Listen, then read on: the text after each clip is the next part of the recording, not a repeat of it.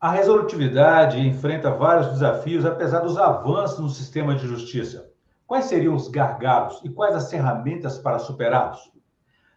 Como ela influencia a atuação do Ministério Público? Esses são os principais temas de hoje do Conexão AMMP, um programa da Associação Mineira do Ministério Público, AMMP, destinado a divulgar o pensamento e a atuação de seus associados e associadas. Sobre o assunto, eu vou conversar com o promotor de justiça Davi Reis Pirajá, que atua na Promotoria de Justiça de Paracatu, noroeste de Minas Gerais, e também junto aos tribunais superiores em Brasília. Doutor Davi, obrigado por aceitar o nosso convite. É um prazer recebê-lo aqui no Conexão. Obrigado, Ora. Para mim é uma grande satisfação estar aqui nesse programa da MMP, associação tão importante para o Ministério Público Mineiro, para o Ministério Público Brasileiro também. Cumprimento ao senhor e a todos os ouvintes desde já, de uma forma muito amorosa, de uma forma muito fraterna, esperando que o nosso bate-papo sobre resolutividade seja o mais profícuo o possível, né, trocando experiências com os colegas. Com certeza será. Bom, e a você que nos acompanha, a favor de inscrever-se no canal da AMMP no YouTube e deixar lá seus comentários e sugestões que serão muito bem-vindos. Doutor Davi, gostaria de iniciar a nossa conversa esclarecendo o que é uma atuação resolutiva do ponto de vista normativo. A quem compete essa definição? Perfeito. A resolutividade ela vem sendo tratada inicialmente como conceito doutrinário no âmbito do Ministério Público e vai evoluindo. Inicialmente isso consta na Carta de Brasília, que é o primeiro instrumento a trazer um conceito de resolutividade entre as corregedorias do Ministério Público, até que isso é normatizado pelo CNMP na Recomendação 54 de 2017. Quando nós conversamos a respeito de resolutividade, eu gosto de passar, né, por essa evolução, a evolução inicialmente doutrinária, até chegarmos na consolidação desse conceito do ponto de vista normativo, orientativo / normativo da Resolução 54, posteriormente da Recomendação Conjunta da Corregedoria número 2 de 2018. Marcelo Goulart, que é um promotor aposentado de Justiça do Estado de São Paulo, do Ministério Público de São Paulo, ele faz uma comparação do Ministério Público pós-Constituição de 88 entre o que seria um Ministério Público demandista e o que seria um Ministério Público resolutivo. O Ministério Público demandista é aquela figura de um Ministério Público ainda preso, ainda vinculado, ainda direcionado, ainda dependente de algumas estruturas burocráticas, principalmente do judiciário. Ou seja, tinha aquela figura do promotor de justiça pré-Constituição de 88, que estava vinculado ao Poder Executivo e que estava praticamente subordinado ao Poder Judiciário. O Ministério Público era uma instituição de acesso, de provocação do Judiciário, para que o Judiciário desse uma resposta para um determinado problema, para uma determinada problemática, resolvendo o litígio. Pós-Constituição de 88, esse cenário muda. E o Ministério Público ele passa a assumir o caráter de uma instituição ativa, uma instituição que, por si só, ela é capaz de defender direitos fundamentais, interesses sociais individuais indisponíveis, de garantir a defesa do regime democrático. A partir disso, surgem institutos também que permitem essa atuação mais ativa do Ministério Público, sem estar subordinada a outras instituições. É o caso, por exemplo, do PIC, ou seja, o Ministério Público, quando ele assume a investigação, ele deixa de estar subordinado àquela investigação e resultado que é trazido pela Polícia Civil, num procedimento investigatório, por exemplo. A utilização e institucionalização, melhor dizendo, dos mecanismos de solução consensual de conflitos, né, mecanismos de autocomposição, também permite essa desvinculação do Ministério Público do Judiciário, por exemplo. Ou seja, não é necessário mais uma sentença a utilização da adjudicação para fins de resolução do problema. Você pode firmar um TAC, fazer um acordo de não persecução civil, um acordo de não persecução penal na esfera penal. Então, existe acordo de leniência, existem uma multiplicidade aqui de instrumentos autocompositivos que permitem ao Ministério Público que ofereça uma resposta àquele conflito problemático, aquele problema, sem que seja necessário estar subordinado, seja a Polícia Civil, seja o Judiciário ou qualquer outra estrutura burocrática. Eu costumo dizer que supera-se, né, uma perspectiva meramente processual de intervenção, sem se dispensar, todavia, a utilização do processo judicial, também continua sendo muito importante, mas não é mais a ação do Ministério Público subordinada a isso. E, posteriormente, essa construção, que é uma construção que ela parte dos membros do Ministério Público, isso é levado, né, e é trazido por um grupo de pensadores, né, dentre eles eu vou destacar o nosso professor, o meu grande mestre, que é o professor Gregório Sagra, procurador de justiça aposentado do Ministério Público de Minas Gerais, também com Marcelo Goulart e outros tantos, né, redigiram a Carta de Brasília, que é um instrumento que vai consolidar em diversos aspectos o que significaria essa resolutividade no âmbito do Ministério Público. Em 2017, o CNMP compra essa briga.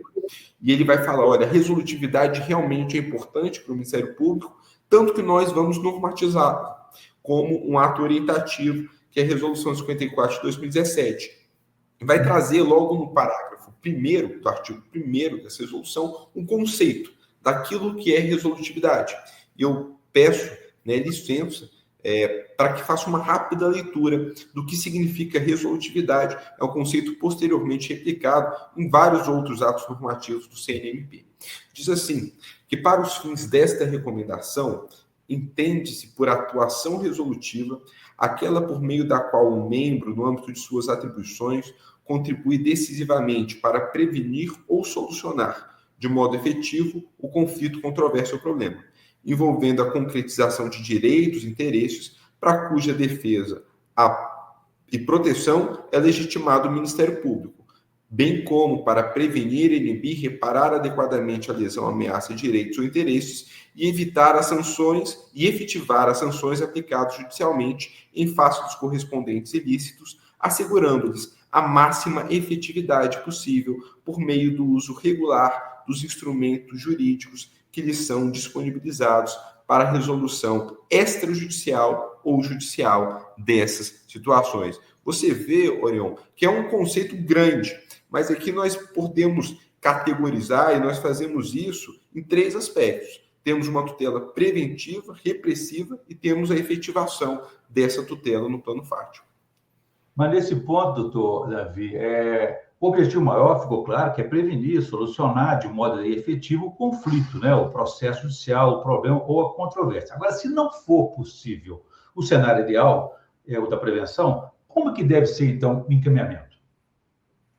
Perfeito. Isso é muitíssimo importante que um dos princípios da resolutividade, isso inclusive consta no manual da Corregedoria do Ministério Público Nacional a respeito da resolutividade no MP, é que existe um princípio, que é a priorização da tutela preventiva. Então, esse de fato, é o norte do Ministério Público, evitar que haja a violação ao direito. Mas uma vez constatada a violação, surge esse segundo pilar da resolutividade, que é a repressão, que é a reparação, se for necessário. Essa reparação, essa repressão, caso necessário, ela será feita, pode ser feita tanto pela via extrajudicial, por meio de acordos, mecanismos, instrumentos consensuais de resolução de conflito, por exemplo, como pela via judicial. Isso é muito importante. Não existe um atrelamento, uma vinculação entre resolutividade e atuação extrajudicial.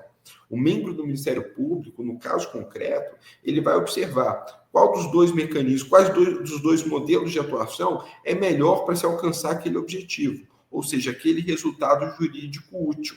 A partir da obtenção desse resultado jurídico útil, que pode ser um termo de ajustamento de conduta, um título executivo judicial, propriamente disso, uma sentença, ele vai chegar naquela terceira fase do conceito, que nós destacamos, que é a implementação desse resultado no mundo real, ou seja, a implementação do resultado jurídico útil, o resultado para a sociedade. E como é que o Ministério Público reage diante dessas mudanças na busca dessa resolutividade? O senhor falou de Ministério Público demandista, Ministério Público resolutivo, né? E isso tá dentro daquela divisão também de priorizar o extrajudicial e depois o judicial? Como é que o senhor caracteriza isso? Essa é uma pergunta muito interessante, porque existe um certo modismo, uma hipervalorização, eu diria, nos últimos anos, da resolução extrajudicial e até mesmo consensual dos conflitos ou social mediadora, para utilizar a expressão de parte da doutrina. Isso nem sempre é a melhor resposta para a tutela. O próprio CNMP, na resolução 118, que vai tratar da autocomposição, dos métodos alternativos ou adequados de resolução de conflito, ele vai pontuar que existem uma série de fatores que devem ser observados para o órgão de execução decidir se ele vai ir pela via do acordo ou pela via judicial. Isso é muito importante, porque uma das questões que são avaliadas para a resolutividade, inclusive, é a formação de precedentes favoráveis para o Ministério Público. E, pelo acordo, não se formam precedentes favoráveis. Isso, inclusive, é colocado por um autor norte-americano chamado Owen Fives, que escreve um texto chamado Contra o Acordo, indicando que o acordo na tutela coletiva muitas vezes não é um mecanismo mais adequado. Todavia, muitas vezes o é, e nós precisamos incentivar o acordo. Então, não é uma panaceia, vamos agora tudo pela via consensual, tampouco podemos retornar àquele modelo antigo de dependência do judiciário. O que se tem que fazer é a avaliação do caso concreto. Eu dou exemplo da minha própria promotoria lá em Paracatu. Atualmente eu tenho duas questões coletivas complexas. Uma delas que trata da reorganização do sistema de saúde mental do município. Ali eu optei pela via consensual, firmei um TAC com a prefeitura. Por quê? Primeiro porque ali existia não era necessária a acomodação de muitos interesses opostos. Ou seja, a prefeitura ela queria adequar o serviço, mesmo não sabendo muito como, e tendo alguma resistência, mas foi muito fácil compor. Eu pude estabelecer ali prazos, prazos que não seria possível estabelecer pela via judicial. Então, pude estabelecer prazos para a construção de CAPs, CAPs AD, CAPs I, etc. Eram serviços que não estavam no município. Pela via judicial seria muito difícil. Por outro lado, temos uma causa coletiva absolutamente complexa também, de tutela de direitos individuais homogêneos, porque determinado banco estava com conduta abusiva, até mesmo fraudulenta em relação aos idosos que recebiam previdência, ali tiravam a previdência naquele determinado banco. E ali eu entendi, até pela conduta passada desse banco, em outros processos judiciais, em outros acordos que firmou, que a via adequada para a reparação dos direitos e para uma sanção que fosse efetiva para aquele banco era a via judicial. Então, ali naquele caso, era o caso de ação civil pública, até porque o ganho seria muito maior que um determinado acordo. Até cito uma frase do Hermes Zanetti, que talvez seja o maior representante do processo civil no Ministério Público hoje, que ele fala, olha, para bons acordos, nós devemos ter bons processos. Isso é muito verdade. Então, para um acordo que seja bom, nós devemos mostrar que temos conteúdo, inclusive probatório, para cobrar aquilo pela via judicial, ainda que seja feito um consenso judicialmente, mas ali se consegue muitas vezes um bom acordo. Então vai depender. Às vezes é extrajudicial, às vezes nós temos realmente que optar pela via judicial para obter a tutela adequada daquele direito. Antes disso, doutor Davi, nós temos algumas ferramentas que podem influenciar, afetar ou até contribuir para essa resolutividade. Eu gostaria que o senhor destacasse, por exemplo, o senhor falou há pouco sobre a questão dos precedentes, da jurisprudência já. Isso pode ajudar nessa celeridade de uma decisão antes de um processo, ou até mesmo dentro de um processo? Perfeito. São diversos os instrumentos, na verdade, até no conceito que foi lido do parágrafo 1º, artigo 1º da recomendação 54, lá no finalzinho, o texto fala assegurando a máxima efetividade, ou seja, dos direitos fundamentais, por meio do uso regular dos instrumentos jurídicos disponibilizados, ou seja, todos os instrumentos jurídicos, seja o compromisso de ajustamento de conduta, seja um acordo com outro nome, seja um acordo judicial, né, ou um TAC judicial, caso se prefira, como um acordo de leniência, um ANPC, um ANPP na esfera penal, todos esses, a própria ação civil pública, a ação penal pública, são todos esses instrumentos que possibilitam a atuação nossa na esfera resolutiva. E trazendo, pensando agora especificamente para o processo civil, o processo civil, ele não é sequer pensado no CPC de 2015 para o âmbito judicial. O próprio processo, o Código de Processo Civil, ele traz um incentivo, e talvez seja a maior inovação do Código de Processo Civil, o incentivo à resolução consensual. Então, o Código de Processo, ele não é restrito à esfera judicial processual, muito menos pode ser a atuação do Ministério Público. Além dessa questão que é importantíssima, que é o incentivo à autocomposição, nós temos no CPC a criação de um sistema de precedentes. É outra grande inovação no Código de Processo Civil de 2015. Isso é fundamental para que se obtenha resolutividade na atuação, porque resolutividade está atrelada à unidade. E unidade institucional, eu falo aqui não sobre a perspectiva tão só administrativa, que é aquela de que cada Ministério Público é uma instituição única, ali compreendida administrativamente sobre uma única chefia. Não, mais do que isso. Deve haver uma unidade de atuação na perseguição da missão institucional do Ministério Público de garantia dos direitos fundamentais.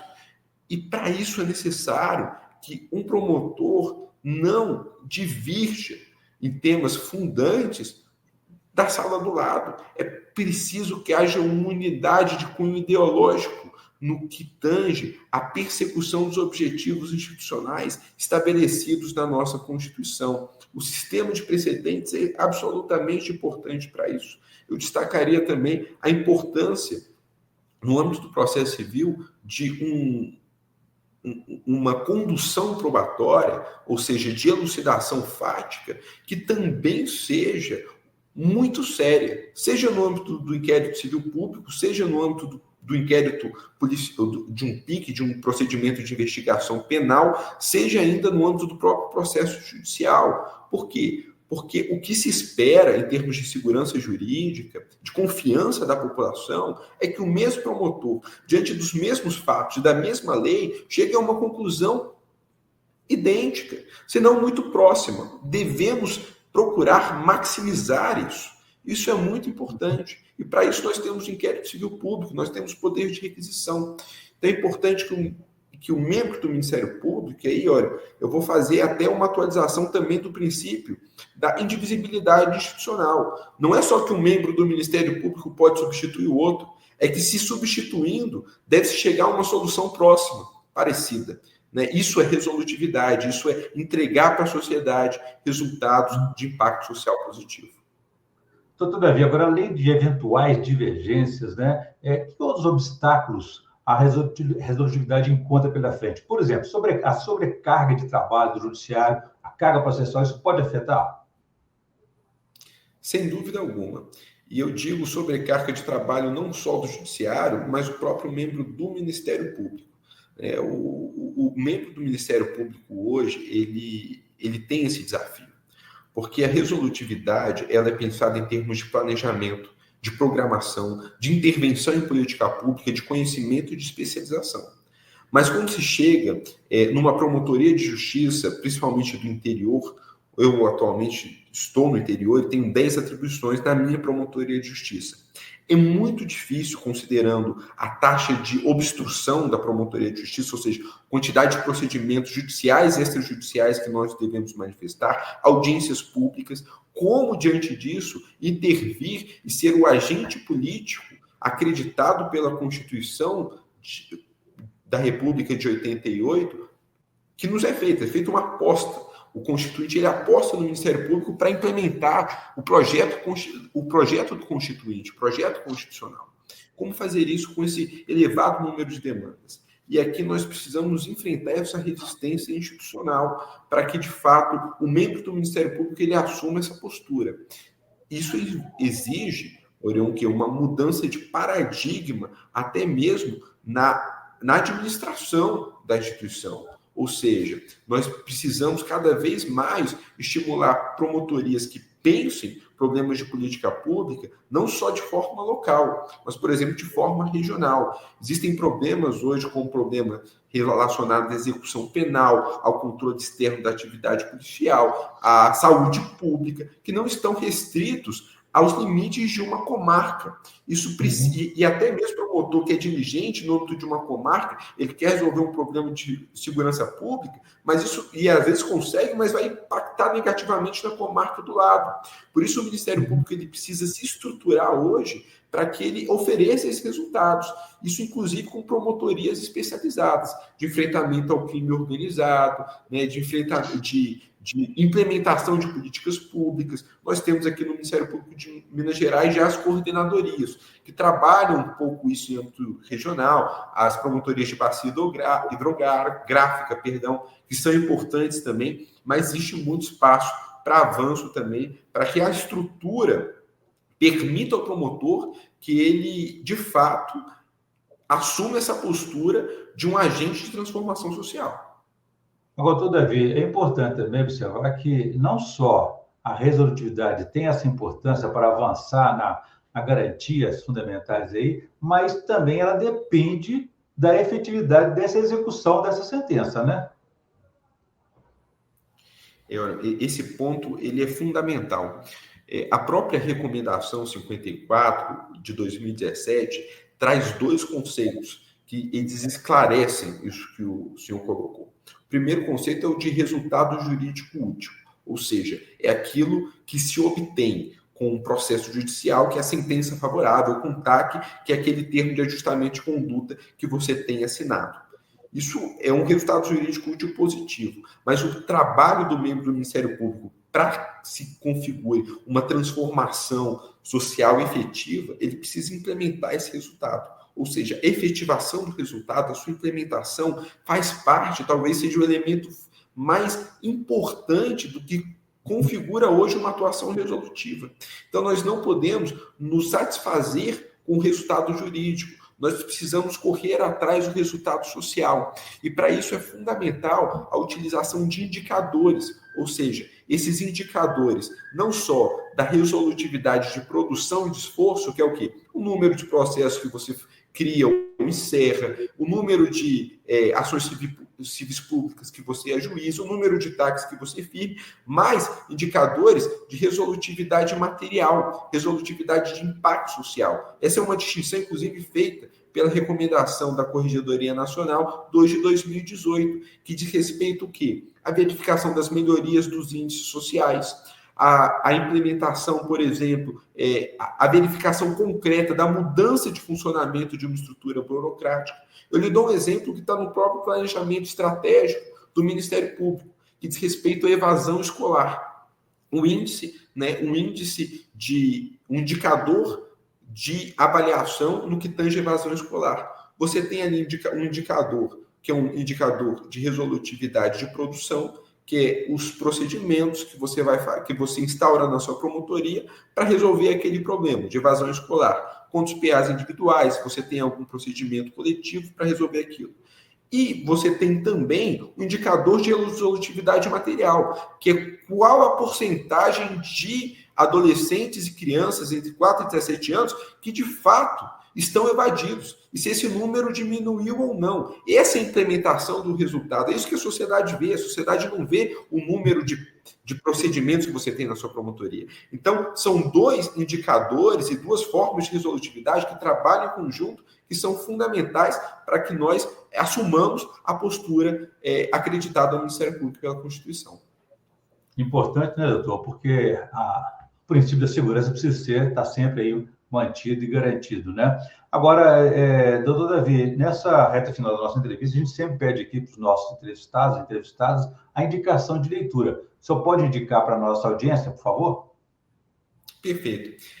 A primeira indicação que eu vou fazer é um manual de resolutividade, que foi lançado pela Corregedoria Nacional do Ministério Público, lá no CNMP, pelo doutor Oswaldo Albuquerque. Eu tive a oportunidade de participar da parte geral, escrevendo 3 dos 4 capítulos, junto o outro capítulo escrito pelo colega do Mato Grosso do Sul, René do Souza, que é um grande colega também. Existem outras participações relevantíssimas nesse manual, como o próprio Hermes Zanetti, como a própria Carolina Beralda, o Alderico, também do Ministério Público de Minas Gerais. E, além disso, né, esse foi um grande projeto, esse da Corregedoria Nacional, da sua última gestão, que foi liderado pelo nosso mestre, o doutor Gregório Assagra, e além desse manual de resolutividade, foram feitas uma série de cartilhas de autocomposição, de negociação, tudo isso, um próprio glossário de resolutividade, tudo isso está disponível gratuitamente, esse material, no site do Conselho Nacional do Ministério Público. Como livro, eu vou indicar as obras do próprio professor Gregório Assagra, inclusive uma delas diz respeito a esse perfil do Ministério Público na sua coleção, que é do professor Marcelo Goulart. Vou indicar também o livro sobre o Ministério Público no novo Código de Processo Civil, que é uma coletânea coordenada pelo professor Hermes Zanetti, da editora Juspódio. Também tem um livro recente sobre Ministério Público e Processo Civil, do colega do MP do Rio de Janeiro, que é o Godinho, que também é fantástico. Essas são as minhas recomendações de leitura. Muito interessante, obrigado pelas indicações, que com certeza poderão ajudar a aprofundar nesse debate importante de um tema que está incorporado na atuação do Ministério Público. Eu conversei aqui, então, com o promotor Davi Pirajá, da Promotoria de Paracatu, que atua também junto aos tribunais superiores em Brasília, e falamos aqui sobre a resolutividade e os desafios que ela enfrenta, apesar dos avanços no sistema de justiça e sua importância nos dias de hoje. Doutor Davi, muito obrigado pela entrevista, foi um prazer falar com o senhor. Prazer, meu amigo. Satisfação estar aqui e espero que tenha sido essa nossa conversa seja muito útil aos colegas e ao avanço do Ministério Público brasileiro. Com certeza. Bom, e você que nos acompanhou até aqui pode ver e rever essa entrevista no canal da AMMP no YouTube. Deixa lá suas sugestões e comentários que serão bem-vindos. Obrigado e até a próxima.